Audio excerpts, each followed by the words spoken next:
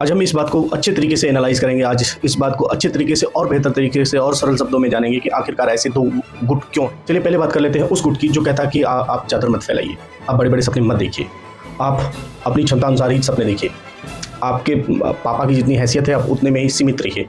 वो एक सीमित दायरा तय करता है आपके। ये कौन लोग हैं जो ये बात करते रहते हैं?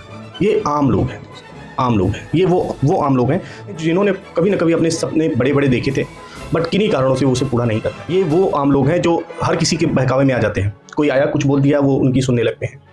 आप सही ट्रैक पे हो, आप सही पाथ पे हो, आपको दिख रही है मंजिल, आपको दिख रहा है परिणाम, आपको दिख रहा है कि मैं अच्छे ट्रैक पे हूँ, मैं चल रहा हूँ, मेरे आपको वो वाइब आ रही है। लेकिन ये जब आप दूसरों की सुनते हैं, जब आप उन लोगों की सुनने शुरू कर देते हैं जिन्होंने अपने जीवन में कुछ उखाड़ा नहीं, तब आप गिरते हो। ये वही लोग हैं जो दूसरों को सुन के अपना बांटा फोड़ दिया। ये लोग जब अपने जीवन में कुछ उखाड़ नहीं पाते, कुछ बड़ा कर नहीं पाते, जो इन्होंने सपना देखा वो उसे पूरा कर नहीं पाते, तो ये आपको भी राय देते हैं कि आप बड़े बड़े बड़े बड़े सपने मत देखो। ये अपनी हार, जैसे वो हार गए ना, वो सोचते हैं कि आप भी हार जाओ। ये कभी आपके माता पिता हो सकते हैं, कभी आपके रिश्तेदार हो सकते हैं, कभी आपका पड़ोसी हो सकता है, नेबरहुड हो सकता है, कोई भी हो सकता है, कभी आपका बड़ा भाई हो सकता है, कभी आपका छोटा भाई भी हो सकता है, कोई भी हो सकता है। जिस व्यक्ति ने वो अपनी हार को एनालाइज नहीं करेंगे कि हाँ हमने इन वजहों से कुछ किया था और हमें सफलता नहीं मिली, ये वो कारण थे जिससे मुझे सफलता नहीं मिली, जिससे मैं सक्सेस नहीं हो पाया। ये लोग जीवन में कुछ बड़ा इसलिए नहीं कर पाते क्योंकि इनके अंदर तीन खामियां होती।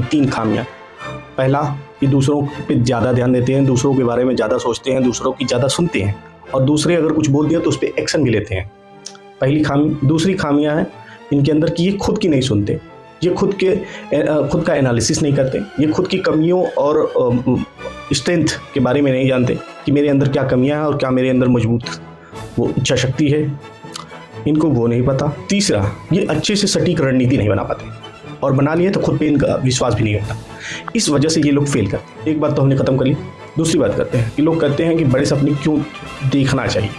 देखो, आपको बड़े सपने सिर्फ आप आसान भाषा में समझो, इसलिए देखना चाहिए कि मान लीजिए आपको कोई मकान बनाना है, आपको उसके लिए पहले विजुअलाइजेशन यहाँ पे करना पड़ेगा ना, एक खाका तैयार करना पड़ेगा जिसको हम लोग ब्लूप्रिंट बोलते हैं।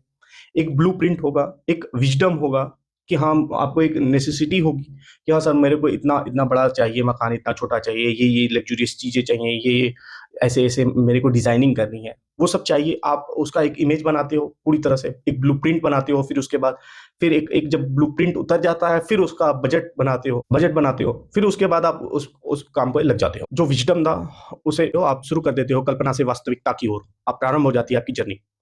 तो ठीक ऐसे ही अगर आपको ज़िंदगी में कुछ बड़ा करना है, कुछ करना है, कैसा करियर चूज़ करना है, उसके लिए आपके पास एक ब्लूप्रिंट होना चाहिए कि हाँ सर मेरे को ये करना है, ये नहीं करना है, ये मुझे इतना चाहिए, मुझे इतना नहीं चाहिए।